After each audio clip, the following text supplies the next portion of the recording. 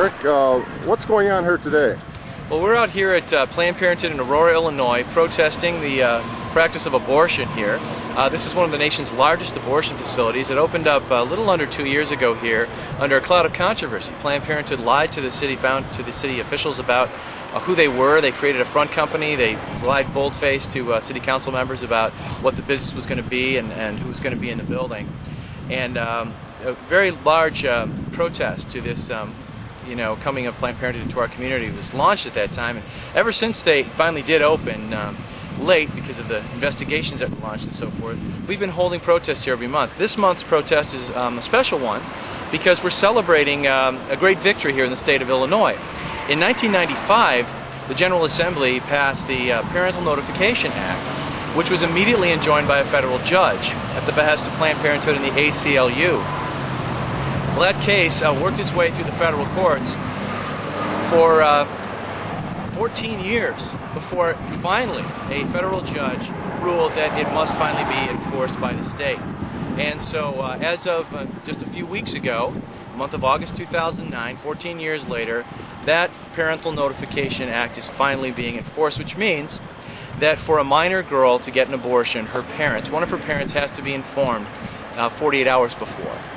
And this is going to make a radical change for Illinois because Illinois has really become the abortion dumping ground for the Midwest. We're surrounded by states, Wisconsin, Missouri, Kentucky, Indiana, Michigan, that have parental notification laws.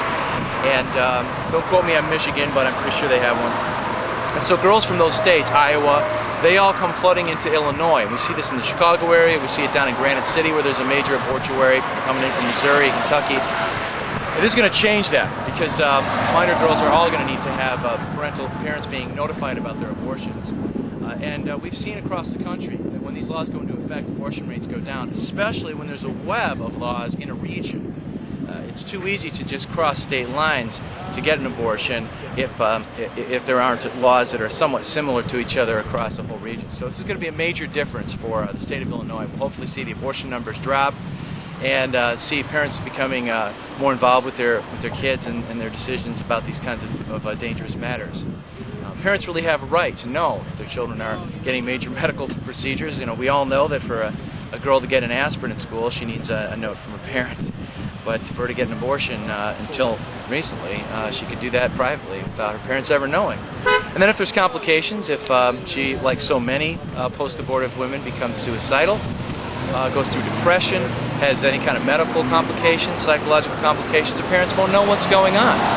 So we hope that we'll see a much healthier situation for families in Illinois, a reduction in abortion, and less business for Planned Parenthood. So Eric, tell us what's happening with the legal challenge with the city of Aurora against this facility. Well, we've really got two legal fights going on right now involving the city. The first and the slowest moving is the zoning case. Now, when Planned Parenthood came to town, they created a front company called Gemini Office Development. And they used this company to get their permits. They lied to the city council saying that they didn't know, officials from Gemini didn't know who was going to be occupying the building. It would be a general sort of medical building. It was very fishy though because there's bulletproof glass, bulletproof drywall, video cameras, 13 or 12 recovery rooms in there, surgical chambers, and a very strange sort of facility. And we really wonder how much the city didn't know, but the official report is that they were lied to.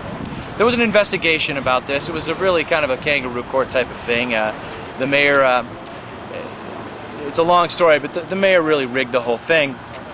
And now Planned Parenthood is operating a not-for-profit health service in a part of the city that is not zoned for that. They should not have this building in this spot. And it makes sense. I mean, you've got residents here. You've got people whose backyards now back out onto an abortion facility where hundreds of children are being killed every month. What a horrific thing. The people should have a say in that kind of thing.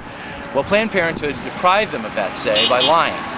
And so some of the residences of this neighborhood behind Planned Parenthood and the Families Against Planned Parenthood group here in the Fox Valley are suing the city of Aurora and Planned Parenthood over these zoning violations. And there are numerous flaws with the building, the way it was built, the distance from the roadway and so forth, rules that they just broke. But the most significant one is that they're operating a not-for-profit health service in a district specifically where that is barred. And that case is moving through the state of Illinois courts right now. It's a very long and slow, painful process.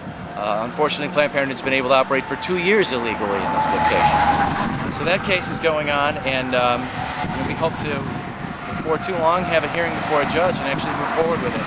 We did originally go to the Zoning Board of Appeals of the city, but that's a group of citizens who don't really specialize in this stuff, who were handpicked by the mayor, and they just refused to take the appeal. They claimed that they didn't have jurisdiction and that we were too late. We should have filed our complaint when Gemini Office Development first filed their petitions. Of course, at that time, nobody knew they were an abortuary. It wasn't until 9 months later that the truth came out. By that time, it was technically too late for an appeal, according to the zoning board. We think that's ridiculous because the zoning administrator had to issue a license for them to be able to move in only a few days before they did. So that's really a crazy interpretation of the law.